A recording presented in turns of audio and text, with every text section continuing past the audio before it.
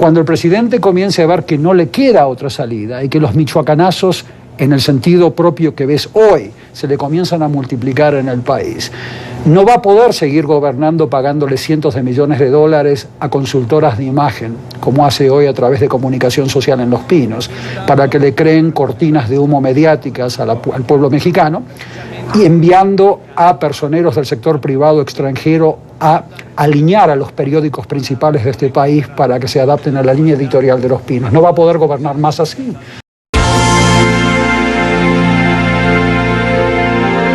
Bienvenidas y bienvenidos, gracias por estar en este programa y gracias al doctor Edgardo Buscaglia que nos permite escucharlo en este programa de CNN en la Ciudad de México. Edgardo Buscaglia, como usted sabe, bueno, pues ha participado en este programa en diferentes ocasiones en su calidad, entre otras cosas, de presidente del Instituto de Acción Ciudadana, investigador de la Universidad de Columbia y bueno, pues también invitado próximamente a la UNAM en México nuevamente. Gracias, Edgardo, por estar aquí. Bienvenido. Un placer estar contigo, Carmen. Bueno, pues entre otras cosas está circulando ya en México este texto de Edgardo Buscaglia que se llama Vacíos de Poder en México y bueno, pues es un libro que hemos tenido oportunidad de revisar y que desde luego coloca los grandes ejes de análisis, de discusión, de información científica, digámoslo así, para conocer y medir el alcance de los fenómenos delincuenciales, de los vacíos de poder, de las estructuras que operan precisamente en un país como México en materia de violencia y corrupción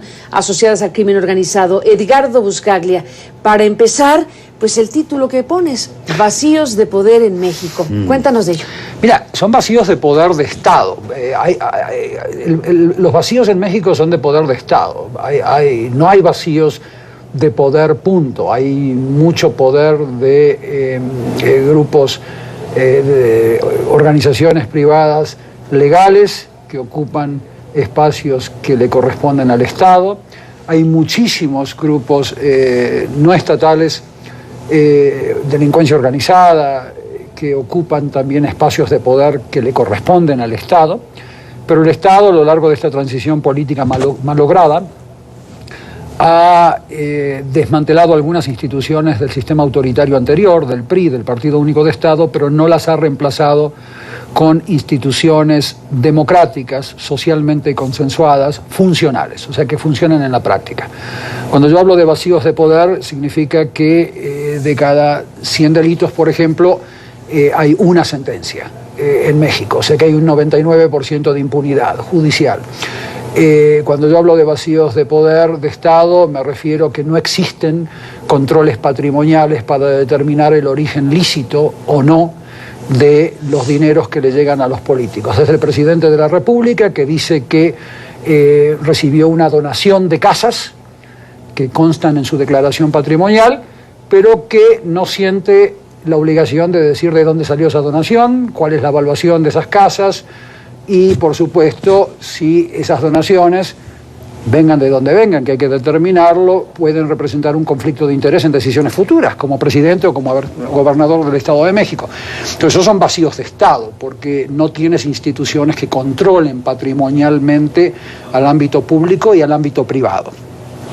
Las auditorías tributarias, ya sea las auditorías tributarias ordinarias o las forenses, son una especie en extinción en México, o sea que tenés vacíos de control patrimonial y tenés vacíos de control de prevención social, o sea, no tienes una coordinación en la práctica entre las secretarías de salud, de educación, desarrollo social y trabajo para atender a los focos rojos, donde cientos de miles de jóvenes están cayendo no solo en la informalidad, sino también en un ámbito de infracciones juveniles y de delincuencia organizada, en donde se les puede aplicar todo un andamiaje coordinado del Estado mexicano, de políticas públicas, en donde eso se traduce en oportunidades de trabajo, de educación, habilidades artísticas, etc. O sea que tenés vacíos de Estado por doquier en México, y en ese sentido el título se refiere a los vacíos de poder de Estado.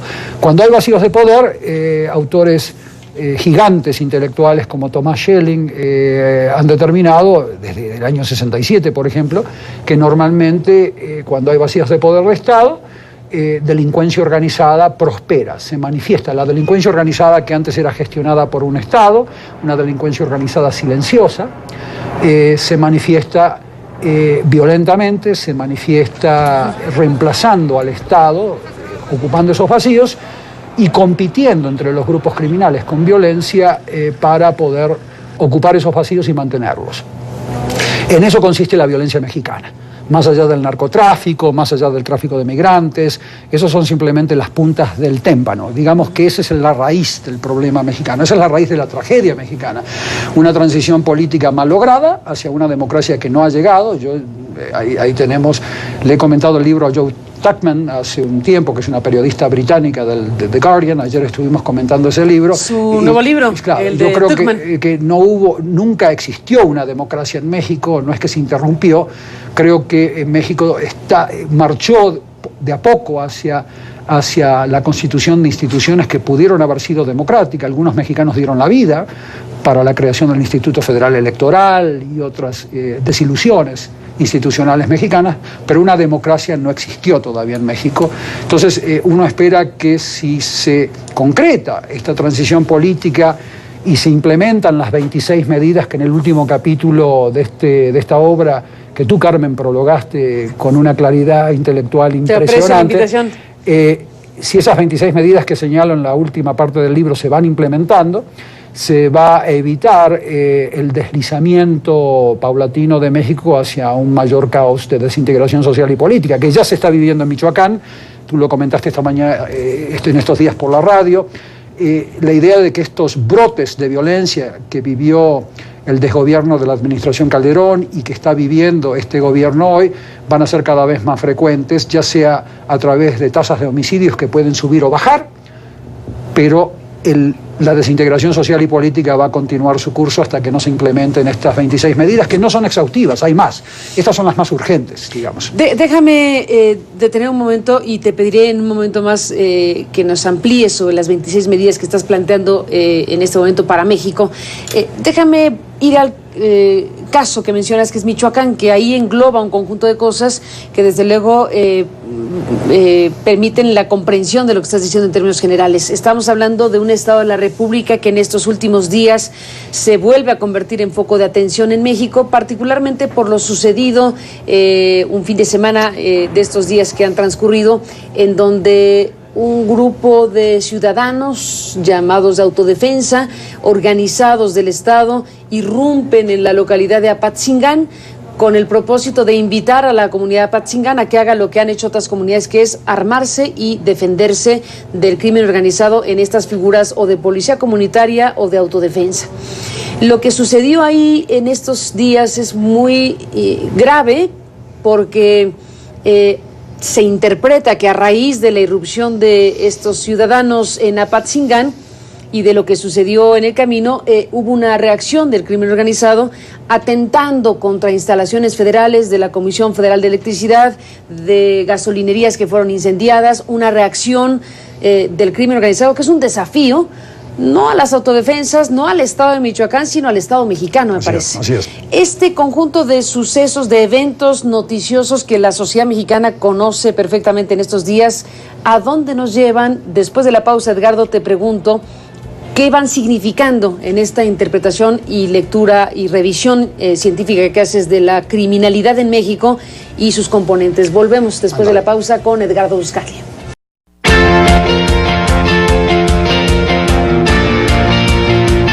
Regresamos a Edgardo Buscaglia y decíamos en el corte, retomando la idea que presentamos al aire, sobre lo importante que es escucharte con un caso específico que es Michoacán.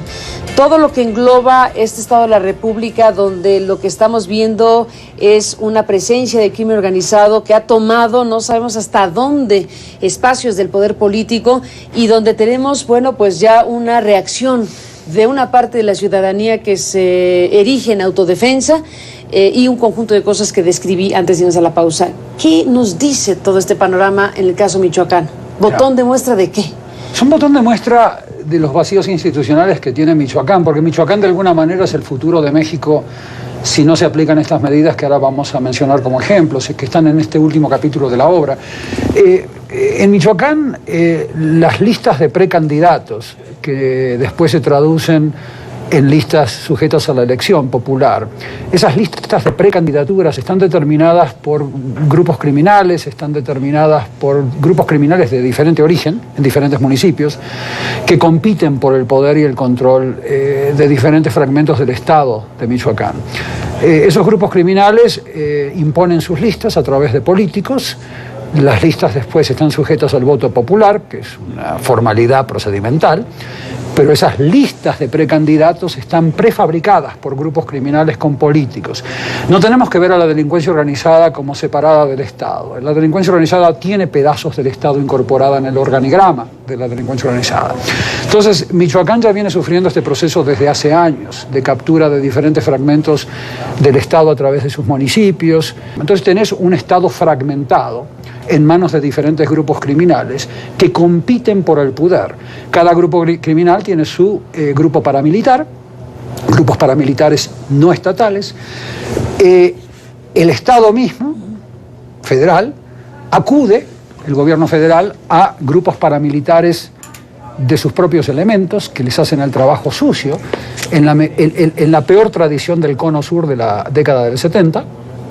Tenés ese segundo elemento de paramilitarismo de Estado. Paramilitarismo surgido del propio Estado, ¿cómo del dices? Propio Estado, que son militares, marinos, que hacen el trabajo sucio en la peor tradición del cono sur de los años 70. Y después tenés una sociedad civil que ante la crisis, ¿te acuerdas de Hobbes, ¿no? El Leviatán, ¿no? Ante el estado de la naturaleza, ante el salvajismo del medio ambiente, la sociedad civil meritoriamente se autodefiende, como lo describía Hobbes en sus libros, el filósofo político británico, ¿no? Y se constituye como sociedad civil en una red de autodefensa para poder asegurarse o por lo menos disminuir la probabilidad de que les violen a sus hijos y a sus hijas.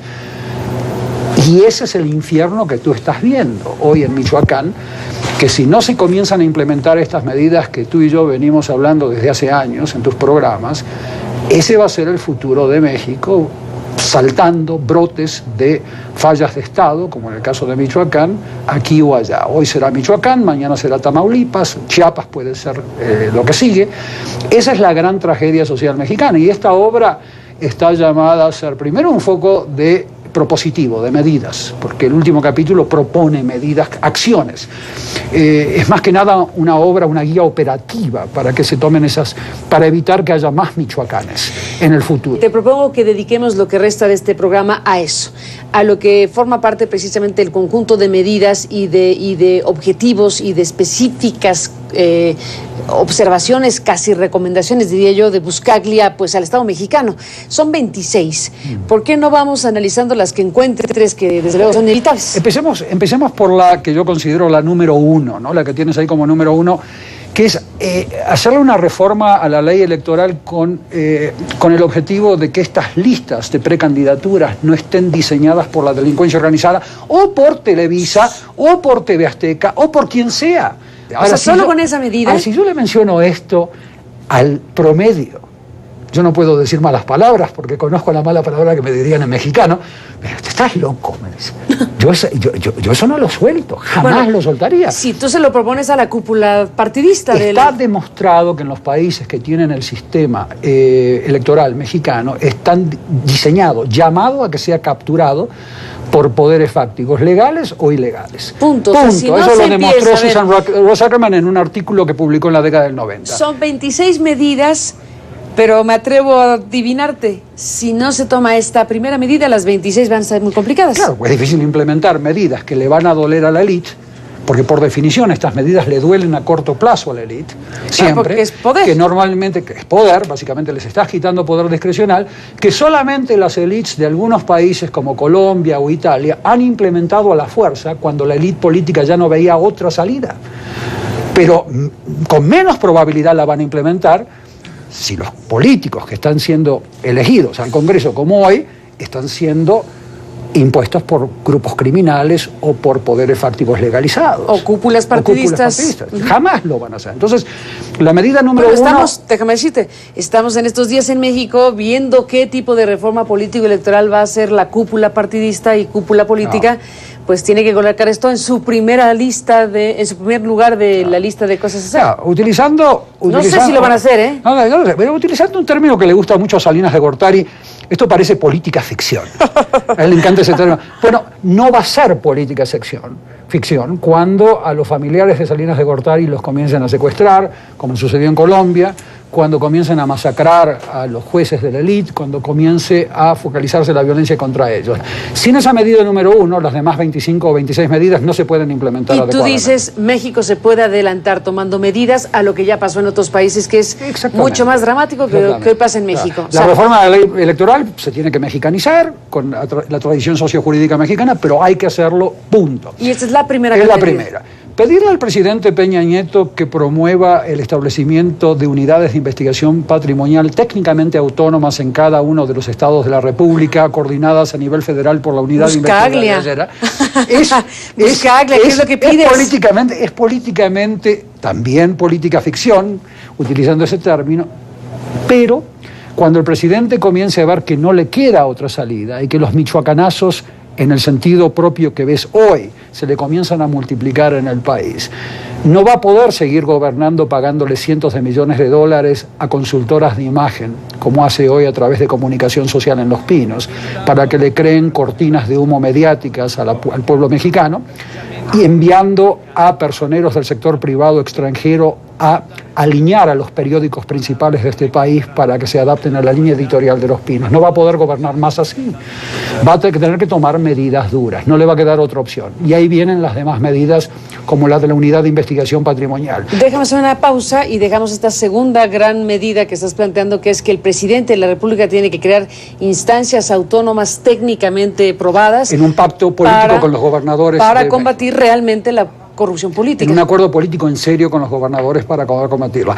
Y además cualquier tipo de corrupción, porque te iba a comentar que en el cuarto vacío de Estado, que es el de prevención social, los 9.000 millones de dólares que les están asignando a ese tema desde gobernación están siendo dilapidados en corrupción, prebendarios, clientelismo. ¿Cómo? Bueno, ¿el dinero contra la corrupción está siendo usado? El dinero para poder atender a los problemas de prevención social del delito. Prevención social del delito están siendo malgastados en los municipios debido a corrupción a nivel local. ¿De qué me sirve el auditor superior? ¿De qué me sirve el auditor superior de la Federación que me diga en 2 años que hubo corrupción ahí? Necesito a alguien ahora que me esté diciendo que hay un problema ahí. Ese es el vacío institucional número 2 que a mí me parece clave cubrir. Después de la pausa, volvemos.